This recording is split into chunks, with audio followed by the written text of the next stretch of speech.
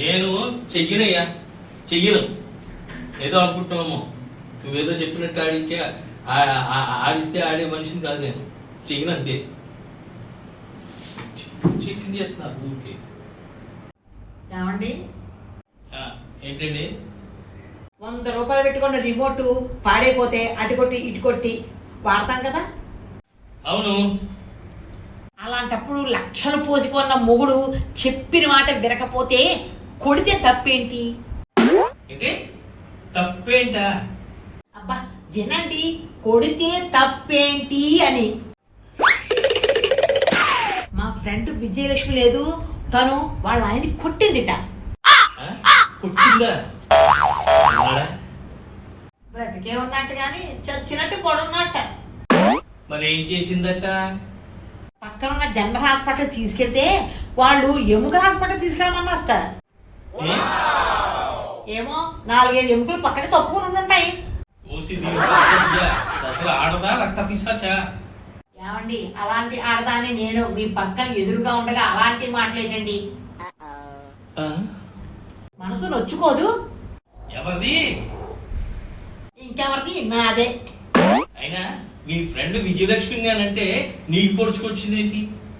నేను ఆడదానే కదండి, తనకు న్యాయం నాకు న్యాయమునా? అంటే ఏంటి నీ ఉద్దేశం? ఏం లేదు, ఇందాక నుంచి ఆ విషయం మీదే ఆలోచిస్తున్నాను. దేనికోసం? ఇప్పుడైనా అలాంటి పరిస్థితి మీకు ఎదురైతే ఏమిటా అని. నాకు ఎదురవడం ఏంటే? అయినా నేనేం చేశానని? ఇప్పుడు గురించి కాదు, ఎప్పుడైనా మీరు నా మాట వినకపోతే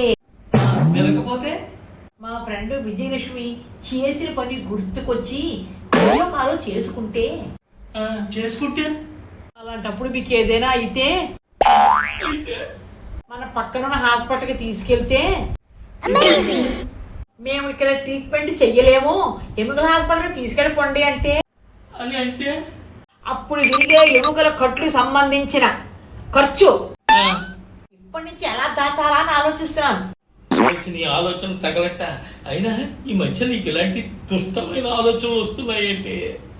అదేనండి బాబు, నేనేమన్నా కావాలని తెచ్చుకుంటున్నానా ఏంటి? మరి వాటంతటా అవే వచ్చేస్తున్నాయండి. అయినా మా ఫ్రెండ్ విజయలక్ష్మి పాపం ఎలా ఉందో. నీ ఫ్రెండ్షిప్ కాటికెళ్ళా చాలా చితకబాది వాడి ఎముకలన్నీ ఇరిగిపోయే పరిస్థితి తీసుకొచ్చిన ఆవిడ ఎలా ఉందో పాపం అని ఆవిడని ఇదవుతున్నావా? లేకపోతే అలా కొట్టేటప్పుడు దాని చెయ్యి బెణికిందిట పాపం. అవ్వాలి అవ్వాలి, తగ్గిన శాస్తి జరిగింది. అయినా దేవుడు ఉన్నాడే దేవుడు. ఏమన్నాడు దేవుడు? ఆయన మాత్రం 20 రోజులు హాస్పిటల్లో ఉండమని దీనికి మాత్రం చిన్న కట్టు పంపించేశారు ఇంటికి. మరి ఇది కట్టించుకుని ఇంటికి దొబ్బుకొచ్చేస్తే వాళ్ళ ఆయనకి సపర్యలు ఎవరు చేస్తారట? ఎప్పటికి పట్టి వేసుకుని ఈవిడ హాస్పిటల్లో వాళ్ళ ఆయనకి సేవలు ఎలా చేస్తండి? మతి లేకపోతే సరి. మరి ఎవరు చేస్తారే? ఎవరు చేస్తారో వాళ్ళ ఆయనకి సేవలు? అందుకే ఓ మనిషిని పెట్టిందిట. భర్త అంటే ఎంత గౌరవం, ఎంత మర్యాద, ఎంత సంస్కారం, ఎంత సేవా తత్పరత. అదే అనుకుంటారట పార్కులోకి వచ్చే వాళ్ళ ఫ్రెండ్స్ అందరూను. ఏదో పెద్ద కొంపలడ్డిపోయినట్టు అప్పుడే భర్తను వదిలేసేసి పార్కుకి వచ్చేసిందా? అవునండి, అందులో తప్పే ఉంది. ఆరోగ్యమే మహాభాగ్యం. అవునవును, ఆరోగ్యమే వీడి దౌర్భాగ్యం. ఆయనకి అప్పటికే చెబుతూనే ఉందిటండి. మీకు నేను మొన్నటి నుంచి చెబుతున్నాను చూడండి. అలాగా దేని గురించి? ఇంటి పని వంట పని 2 రోజులు చేయమని. కిట్టి పార్టీకి వెళ్ళాలి అని చెప్పిందిట. ఏమిటి బిడ్డేగా? మరి వినక హాస్పిటల్ మీటింగ్ ఉందంటే అందరినీ నమ్మించడానికి బయటికి పోయట. బయటికి పోయి వచ్చట. ఆ తర్వాత ఏముంది, తీరిగ్గా వచ్చి ఫుట్బాల్ మ్యాచ్ చూస్తున్నట్ట. మరి ఎముకలు విరిగాయి అంటున్నావు, ఎలా విరిగాయి ఎముకలు? టీవీలో ఎందుకు, లైవ్ లోనే ఆడుకుందాం ఇద్దరమని 4 తన్నులు తన్నింది. తన్నితే 2nd ఫ్లోర్ నుంచి గ్రౌండ్ ఫ్లోర్ లోకి వెళ్ళి పడ్డట.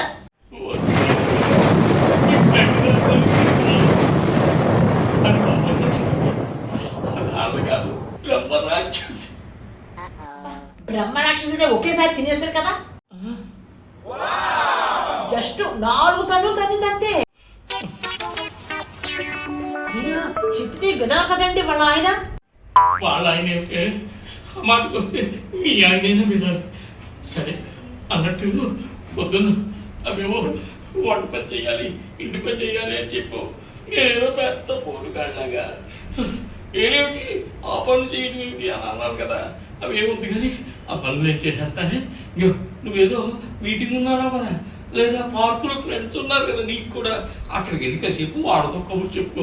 ఇలాగా ఈ పనులు కానిచ్చేసి గో శుభ్రంగా ఇల్లంతా తుడిచేసి తడి కూడా పెట్టేసి కక్క అలా చూసేటప్పటికి అత్తల్లా మెరిసిపోయేలా చేసేస్తాను అంటున్నాను.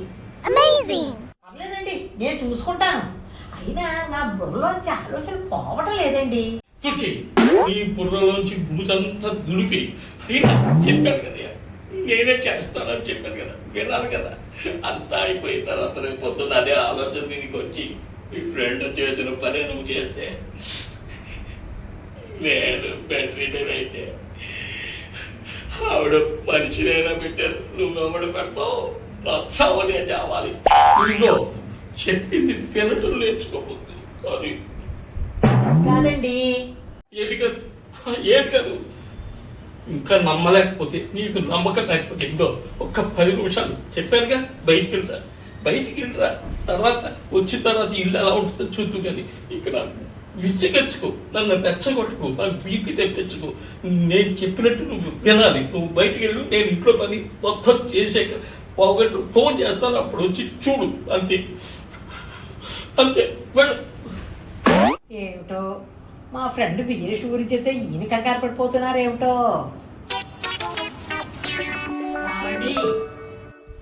మళ్ళీ ఏమిటండి? మీకు శ్రమిస్తున్నానేమో పాపం.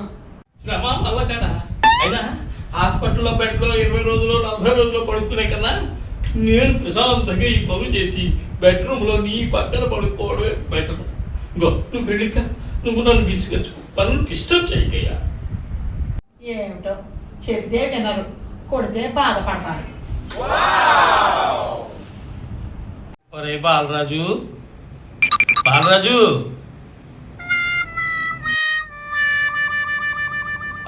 ఏమిటి? ఎంత అన్యాయం రా. ఓ పక్క ముగుణ్ణి అని గొప్పలు చెప్పుకుంటావు, ఆడంగాళ్ళ ఇంటి పనులన్నీ చేస్తావా? సిగ్గు లేదు.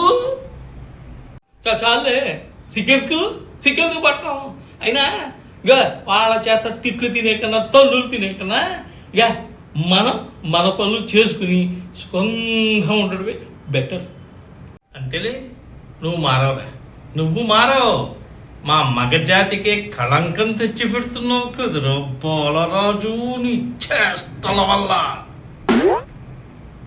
నేనా కళంకం తెచ్చి పెడుతున్నానా? మరి కాక నేనా? ఇంకా నీ పని కానీ తొక్కలో గాడివి.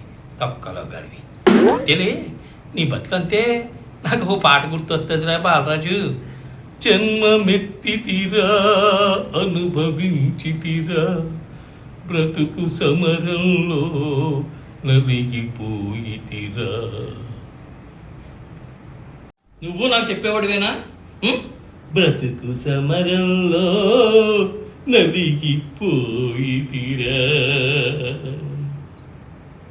బ్రతుకు సమరంలో నలిగిపోయితిరా.